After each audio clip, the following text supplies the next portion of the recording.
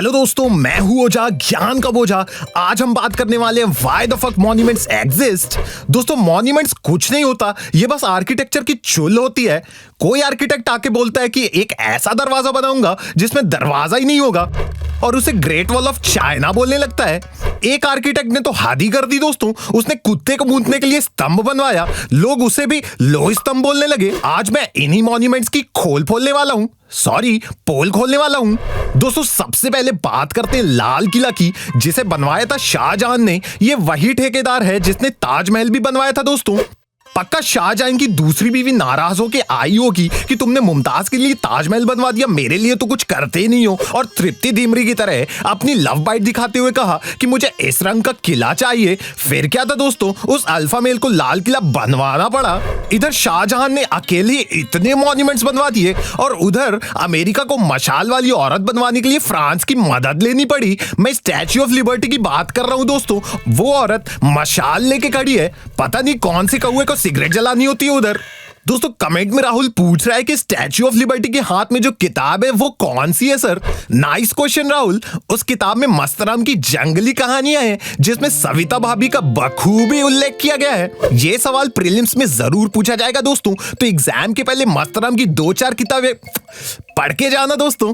मैंने किताब की लिंक डिस्क्रिप्शन में डाल दी है। दोस्तों, अब बात करते हैं बीएसएनएल टावर के एनआरआई भाई आईफल टावर की। ये बहुत ही रोमांटिक जगह है दोस्तों, आपको गर्लफ्रेंड को प्रपोज करने का मन कर जाएगा। मैं खुद 4-5 लोगों की गर्लफ्रेंड को उधर प्रपोज करके आया हूं, लेकिन जब उनके बॉयफ्रेंड को ये पता चला तो उन्होंने आईफल टावर का नट निकाल के मेरे पीछे कस दिया। हगने से पहले मुझे मैकेनिक के पास जाना पड़ा दोस्तों। अब मैं बात करने वाला हूं टावरों के अनिल कपूर यानी कि लीनिंग टावर ऑफ पीसा के बारे में। दोस्तों, पहले टावर सीधा था, लेकिन एक बार खाली उसमें टिक के लस्सी पी रहे थे, वो तो शुक्र है दूसरे साइड में रजनीकांत टिक के नारियल की चटनी पी रहे थे, वरना तो टावर गिर ही जाता। लेकिन हिस्टोरियंस की रफ कॉपी की माने तो बहुत साल पहले जब आर्किटेक्ट स्केल से लाइन बना रहा था तो पीछे से किसी ने कहा, भाई कड़क लड़की जा रही है। आर्किटेक्ट जैसे ही पलटा, स्केल टेढ़ी हो गई और बिल्डिंग टेढ़ी बन गई दोस्तों। अब बात करते हैं उस मॉन्यूमेंट की जो मॉन्यूमेंट कम समोसा ज्यादा लगता है। कुछ अनपढ़ लोग इसे पिरामिड भी कहते हैं दोस्तों। माना जाता है इस पिरामिड को राजाओं की लाश प्रिजर्व करने के लिए बनाया गया था। उनका मानना था कि मौत के बाद भी जिंदगी होती है। ये महेश भट्ट की फिल्म देख देख के पगला गए थे दोस्तों। आप सोच रहे होंगे कि मुझे ये फैक्ट्स कैसे पता चला। दरअसल पिरामिड की दीवारों में कुछ लिखा था जिसे मैंने डिकोड किया है। उसमें लिखा था, inky pinky ponky, father red donkey, donkey died, pinky cried. अगला मॉन्यूमेंट है कोलोसियम। देखने में ऐसा लगता है जैसे पार्लियामेंट में कंस्ट्रक्शन चल रहा हो। माना जाता है इसका कंस्ट्रक्शन सचिन टिचकुले को मिला था, लेकिन सचिन टिचकुले का रोड रोलर अवार्ड अंशुमन बना ही नहीं पाया और कंस्ट्रक्शन बीच में ही छोड़ना पड़ गया दोस्तों। ध्रुव राठी के साथ डेट पर गया तो उसने बताया कि 1000 साल पहले रोमन्स कोलोसियम में लड़ाई झगड़ा किया करते थे।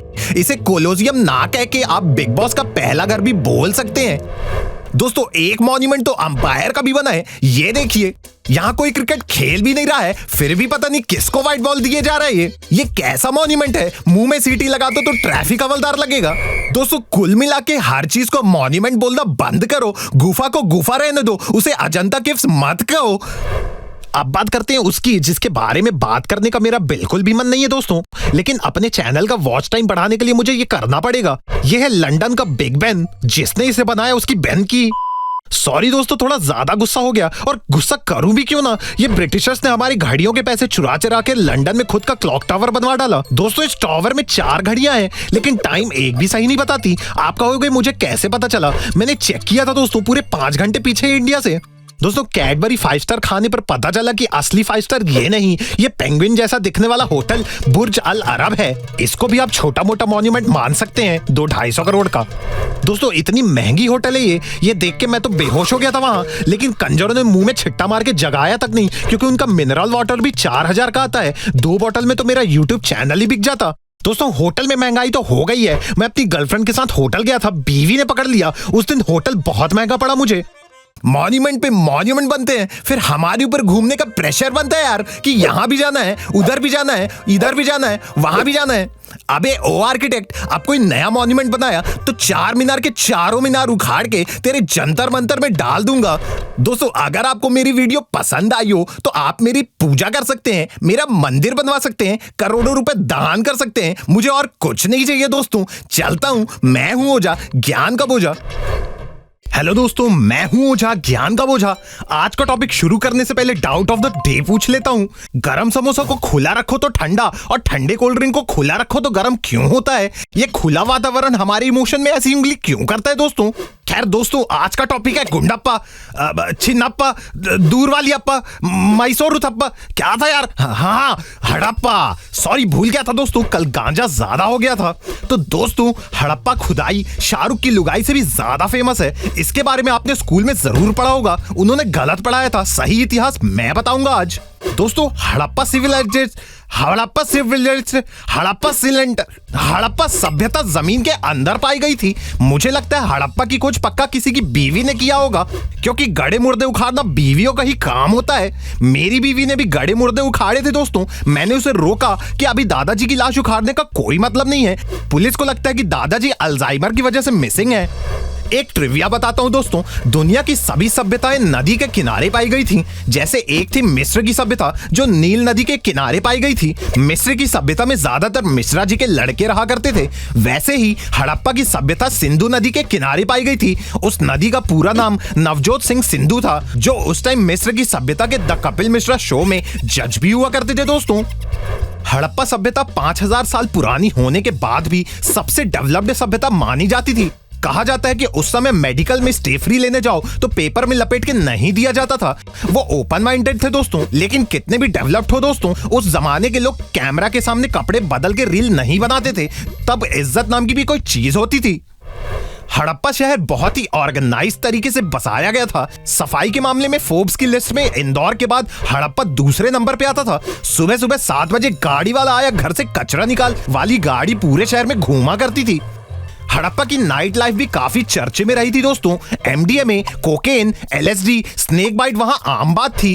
कहा जाता है कि समीर वानखेड़े की टीम ने एक बार वहां रेड भी मारी थी, और डर के मारे सब लोग अपने ऊपर मिट्टी डाल के छुप गए, और ऐसे जमीन में गड़ गया हड़प्पा सभ्यता दोस्तों। कमेंट में राहुल पूछ रहा है कि सर मैंने स्कूल में कुछ और ही पढ़ा था। अबे राहुल, तेरे 7 साल के छोटे भाई की स्कूल 12 बजे छूटती है ना। मेरे चाचा ने नई ओमनी वैन ली है, उद्घाटन करूं क्या? अरे, ये कमेंट क्यों डिलीट कर दिया? लगता है डाउट क्लियर हो गया दोस्तों। एक पुरातत्व विभाग वाले अंकल को रशियन दिलवाई तो उन्होंने बताया कि हड़प्पा में सब एक ही जैसे घर बना के रहते थे।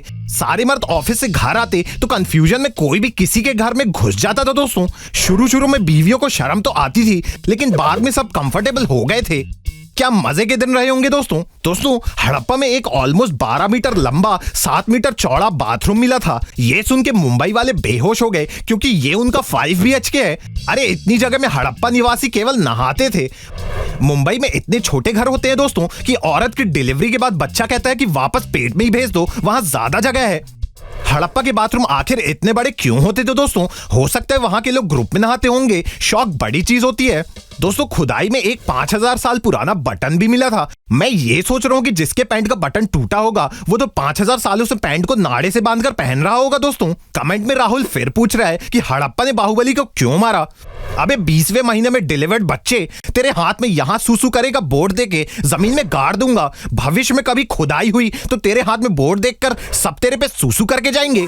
दोस्तों, हड़प्पा के साथ साथ इंडस नदी के पास जब और खुदाई की गई तो बहुत सारे ह्यूमन स्केलेटन्स भी मिले थे। उस जगह को मोहनजोदाड़ो कहा गया। हालांकि मोहन को यह बात अच्छी नहीं लगी और अपने बयान में कहा कि तेरी मां होगी जोदाड़ो, हम तो यादव हैं। हालांकि एक आर्कियोलॉजी पुरातत्व विभाग वाले के माथे पे किस किया तो उसने कुछ और ही कहानी बताई। एक मोहन नाम का लड़का दारू लेकर घर आया और क्रिकेट खेलने चला गया। जब उसके पापा ने पूछा मोहन जो दारू लाया था वो कहां है, मोहन सुना नहीं। उसके पापा ने फिर पूछा कि मोहन जो दारू लाया था वो कहां है। बस यहीं से मोहनजोदाड़ो नाम पड़ गया दोस्तों। बेवड़े लोग थे, कुछ भी रख देते हैं। अब हड़प्पा के नाम की कहानी बताता हूं। वो एक बार क्रिकेट खेल रहे थे तो अब्दुल के अब्बा चलते मैच में घुस आए। बोलने बोलने लगे घर चल। अब्दुल ने कहा 1 ओवर के बाद चलूंगा। अब्बा ने कहा अभी चल, और अब्बा बीच पिच में खड़े हो गए। अब्दुल ने गुस्से में कहा कि हट अब्बा, हट अब्बा, हट अब्बा, हट अब्बा। दोस्तों नहीं बन रहा है मुझसे। अगर आपके पास हड़प्पा नाम पढ़ने की कोई कहानी है तो कमेंट करके जरूर बताएं। बाकी मुलुंड, भूसावल, टिटवाला, भांडुप, भटिंडा, इन सब का मैं बना सकता हूं। अगर इनकी कहानी जाननी हो तो लड़के मुझे कमेंट करें और लड़कियां मुझे व्हाट्सएप कर सकती हैं। दोस्तों मोहनजोदारो के ऊपर एक फिल्म भी बनी थी जिसका नाम था किसी का भाई किसी की जान। पता है मैं गलत नाम ले रहा हूं, लेकिन नाम दोनों में से किसी का भी लो, चली दोनों ही नहीं थी। दोस्तों मोहनजोदारो फिल्म में ऋतिक रोशन थे। ऋतिक खुद की फिल्म को रोशन नहीं कर पाए। कभी कभी दोस्तों किसी के फेलियर के मजे ले लेने चाहिए, उनसे उन्हें मोटिवेशन मिलता है, और ना भी मिले तो हमें क्या, बना जाके अच्छी पिक्चर। दोस्तों फिल्म केवल मोहनजोदाड़ो के नाम पे नहीं बनी थी, हड़प्पा के नाम पे भी बनी थी। बच्चन साहब की एक फिल्म थी जिसका नाम था पा, तो वो पा हड़प्पा से ही लिया गया था। दोस्तों आज की तारीख में हम इन सभ्यताओं की लैंग्वेज के बारे में अभी कुछ भी नहीं जानते हैं। हालांकि दीवारों में मिली लिपि और साइंस को देख के पुरातत्व विभाग वालों ने पता लगाया, तो उनके हिसाब से दीवारों में अब की बार 400 बार जैसे नारे लिखे हुए थे। दोस्तों इतिहासकार बताते हैं कि इन शहरों में कभी लड़ाई या युद्ध नहीं हुए थे, जबकि ऑलमोस्ट 50 लाख लोग थे। अरे वो दिल बोले हड़प्पा, बिग बॉस से सीखो, वो 15 लोग में लड़ मर जाते हैं, तुम 50 लोग हो, लड़ ही नहीं रहे हो। धर्म नाम की कोई चीज ही नहीं थी क्या उस वक्त? खैर मैं अपनी गंदी दूरदृष्टि को विराम देता हूं। दोस्तों अगर आपको मेरी वीडियो पसंद आई हो तो लाइक करें, कमेंट होके, और सब्सक्राइब की बटन में अपने अब्बा उठा के फेंके या अपना हड़प्पा उठा के मारे, मुझे नहीं पता, सब्सक्राइब हो जाना चाहिए। चलता हूं दोस्तों, मैं हूं ओझा, ज्ञान का बोझा। अब तू मोबाइल बंद करके सो जा। हेलो दोस्तों, मैं हूं ओझा, ज्ञान का बोझा। आज का टॉपिक शुरू करने से पहले डाउट ऑफ द डे पूछ लेता हूं। जब गरीबों की दुआ लगती है तो वो खुद को दुआ देके अमीर क्यों नहीं हो जाते? कमेंट करके अपना टाइम वेस्ट करिए दोस्तों आज का टॉपिक है डिक्टेटर वर्सेस डेमोक्रेसी। आपको पता है डेमोक्रेसी और डिक्टेटर में सबसे अच्छा डिक्टेटर है, क्योंकि मैंने डिक्टेटर फिल्म देखी है, मस्त कॉमेडी फिल्म है। डेमोक्रेसी नाम की तो कोई फिल्म ही नहीं है दोस्तों। और वैसे भी ऐसी डेमोक्रेसी का क्या फायदा कि कोई आदमी डिक्टेटर बनना चाह रहा है और उसे बनने ही नहीं दिया जा रहा है। दोस्तों ऐसी डेमोक्रेसी मेरे लोकतंत्र से। सबसे पहले इन वर्ड्स का मतलब जान लेते हैं। डिक्टेटरशिप का मतलब है कि कोई राजा आप पर राज करे, और डेमोक्रेसी का मतलब है कि सरकार आप पर राज करे। तो दोनों केस में गुलाम आप ही हैं दोस्तों। लेकिन आपको बता दूं, देश के सबसे पहले गुलाम जो थे वो उस्ताद गुलाम अली खान थे, और उनसे भी बड़े गुलाम थे बड़े गुलाम अली खान साहब। ये फैक्ट्स आपको कोई नहीं बताएगा दोस्तों, क्योंकि काम के भी नहीं है।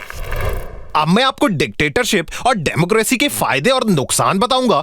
आप पेन निकाल कर बैठ जाइए। कमेंट में राहुल बोल रहा है कि सर दर्द दे रहा है। अरे राहुल, पेन पे ही बैठ गया क्या? खैर तू मोबाइल में ही टाइप कर ले, पेन तो अब रहा नहीं तेरे पास। जनता के फायदे के लिए देखा जाए तो डेमोक्रेसी और डिक्टेटरशिप में डेमोक्रेसी ज्यादा फायदेमंद है, क्योंकि इलेक्शन के वक्त वोटर्स को दारू मिल जाती है। अब आप ही बताइए, 8 रुपए की बीड़ी पीने वाले को 150 का पौवा मिल जाए तो वो लपड़जंटू उस नेता को ही अपना बाप मानेगा ना। डिक्टेटरशिप में वोटिंग की चॉइस ही नहीं होती तो घंटा कहां से दारू मिलेगी? लेकिन हर डिक्टेटर बुरा नहीं होता दोस्तों। अब नॉर्थ कोरिया को ही देख लीजिए, वहां आलू जैसे दिखने वाला डिक्टेटर किम जोंग उन अपने देश में अलग अलग योजनाएं लाता है, जैसे लाडली बहना योजना, महतारी वंदन योजना, डिक्टेटरशिप आवास योजना। इसके तहत डिक्टेटर योजना के साथ उसके आवास में लिव इन में रहता है। दोस्तों एक योजना है अविवाहित पेंशन योजना। इसके तहत डिक्टेटर अविवाहित लड़कियों को पेंशन देने के बहाने बाली जाने की योजना बनाता है। यही नहीं दोस्तों, डिक्टेटरशिप के और भी फायदे हैं। आपको हर 5 साल में नए प्रधानमंत्री का नाम याद रखने की भी जरूरत नहीं होती। 40 साल तक एक ही आदमी के अत्याचार के नीचे रहेंगे। आप सद्दाम हुसैन को ही देख लीजिए। कमेंट में राहुल पूछ रहा है कि सर सद्दाम हुसैन वही है ना जो हार्पिक के ऐड में आता है? अरे नहीं कमोड के कीड़े, वो एक्टर है हार्पिक हुसैन। दोस्तों सद्दाम का एक भाई था बद्दाम, जो इराक में डेमोक्रेसी लाना चाहता था, पर सद्दाम को बद्दाम बिल्कुल पसंद नहीं था, इसलिए उसकी याददाश्त कमजोर थी। यहां पर मैं खाने वाले बद्दाम की बात कर रहा हूं दोस्तों। एक दिन सद्दाम को बद्दाम पे बहुत गुस्सा आया और उसने बद्दाम को उठाकर बाहर फेंक दिया। यहां पर मैं भाई वाले बद्दाम की बात कर रहा हूं दोस्तों। बद्दाम ने उठकर सद्दाम की आंखों में आंखें डालकर कहा कि डेमोक्रेसी तो मैं ला कर रहूंगा। फिर अगले दिन जब सद्दाम उठा तो घर पर बादाम का हलवा बना था। और यहां पर मैं खाने वाले बादाम की बात नहीं कर रहा हूं दोस्तों, समझ रहे हो ना? तभी तो देखिए इराक में तब से डेमोक्रेसी नहीं आ पाई। पुतिन की बहन से गोवा में मिला तो पता चला कि डिक्टेटरशिप से ज्यादा खतरनाक रिलेशनशिप होता है। मेरी खुद की गर्लफ्रेंड मुझसे बहुत झूठ बोलती थी। एक बार मुझसे कहती कि मैं 8 बजे तक घर आ जाऊंगी, पर वो 6 बजे ही आ गई। दोस्तों, मैं पकड़ा गया। ये कोई बात होती है क्या? दोस्तों, डेमोक्रेसी में सबको चुनाव में खड़े होने का बराबर मौका मिलता है। मैं भी एक बार चुनाव में खड़ा हुआ था, फिर किसी ने पीछे से मुझे टपली मारी कि बैठ जा, प्रियंका गांधी नहीं दिख रही है। लेकिन मेरे दादाजी सच में एक बार चुनाव में खड़े थे। दोस्तों, उनका चुनाव चिन्ह था उड़ता तीर। इस चुनाव में वो हार गए क्योंकि कोई भी उड़ता तीर नहीं लेना चाहता था। उन्हें इलेक्शन में सिर्फ 4 वोट मिले थे, जिसकी वजह से उन्हें Z+ सिक्योरिटी भी मिली। कमिश्नर का कहना था कि जहां लोग उनके इतने खिलाफ हैं, वहां उनको सिक्योरिटी तो मिलनी ही चाहिए। कमेंट में राहुल पूछ रहा है कि सर, डिक्टेटर की सैलरी कितनी होती है? अबे, पेटीएम कैशबैक को सैलरी बोलने वाले आदमी, डिक्टेटर चाहे तो तेरी बुआ उठा लेगा और तू उनके खिलाफ बोलेगा तो तेरे को देशद्रोही घोषित कर दिया जाएगा। अब तू ही बता, ऐसे पावरफुल आदमी को क्यों ही सैलरी की जरूरत पड़ती होगी? दोस्तों, एक फैक्ट की बात यह है कि जितने भी बड़े डिक्टेटर हुए हैं, वो अपने जैसे दिखने वाले लोकलाइक रखते हैं ताकि दुश्मन असली की जगह डुप्लीकेट पर हमला करे। लेकिन नॉर्थ कोरिया ऐसा नहीं कर पाया क्योंकि किम जोंग उन जैसा दूसरा भद्दा भगवान ने बनाया ही नहीं है। दोस्तों, डेमोक्रेसी में चुनाव से पहले आचार संहिता लगाई जाती है। इसमें नेता वोटर्स को संहिता नाम की लड़की से आचार बंटवाती है, जैसे आम का अचार, नींबू का अचार, गाजर का अचार, ताकि वोटर्स खुश होकर उन्हें ही वोट दें। मजाक कर रहा हूं दोस्तों। पढ़ाई के बीच में अगर आप ह्यूमर डाल दें तो आप फेल हो सकते हैं। फेल होंगे तो आप फिर से मुझसे कोचिंग लेंगे, मेरा घर चलेगा। दोस्तों, मीडिया लोकतंत्र का चौथा स्तंभ है, लेकिन आजकल न्यूज में जो दिखता है वो सच नहीं होता है। मैं सही कह रहा हूं। मैंने खुद न्यूज चैनल वाली एंकर को देखा है, वो सामने से ज्यादा बुरी लगती है। मीडिया का कोई भरोसा नहीं कर सकते। दोस्तों, कमेंट में राहुल पूछ रहा है कि सर, लोकसभा चुनाव और विधानसभा चुनाव में क्या डिफरेंस है? लोकसभा और विधानसभा का तो नहीं पता राहुल, लेकिन तू मेरी क्लास के बीच में बोलेगा तो शोक सभा जरूर होगा। अब टॉपिक पर आते हैं। दोस्तों, अगर मैं डिक्टेटर बन गया तो मैं फिर से डेमोक्रेसी लाऊंगा और सबको खुली आजादी दूंगा। जेल में बंद करके मैं सोना सस्ता करके सारा सोना खरीद लूंगा, फिर महंगा कर दूंगा ताकि कोई खरीद ना पाए। जो मेरी कोचिंग से पढ़कर निकलेगा, मैं उसे डायरेक्ट IPS IAS बना दूंगा। इसलिए दोस्तों, दुआ करो कि मैं कभी डिक्टेटर ना बनूं ताकि इस देश का भला होता रहे। चलिए दोस्तों, इससे पहले कि आप मेरी वीडियो अधूरी छोड़ के कोई और वीडियो प्ले करें, मैं वीडियो खत्म कर देता हूं। लेकिन जाने से पहले एक रिक्वेस्ट है। गर्मी का मौसम आ गया तो सारी चिड़िया, कौआ, कबूतरों से रिक्वेस्ट है कि छत के ऊपर बियर रखें। तुम्हारे लिए हम दाना पानी रखते हैं, हमारे लिए तुम बियर नहीं रख सकते, बहन के तोतों। दोस्तों, अगर आपको वीडियो पसंद आया हो तो लाइक ठोकें, शेयर करें, सब्सक्राइब की बटन में किम जोंग उन फेंक के मारे या पुतिन, मुझे नहीं पता, सब्सक्राइब हो जाना चाहिए। चलता हूं दोस्तों, मैं हूं ओझा, ज्ञान का बोझा।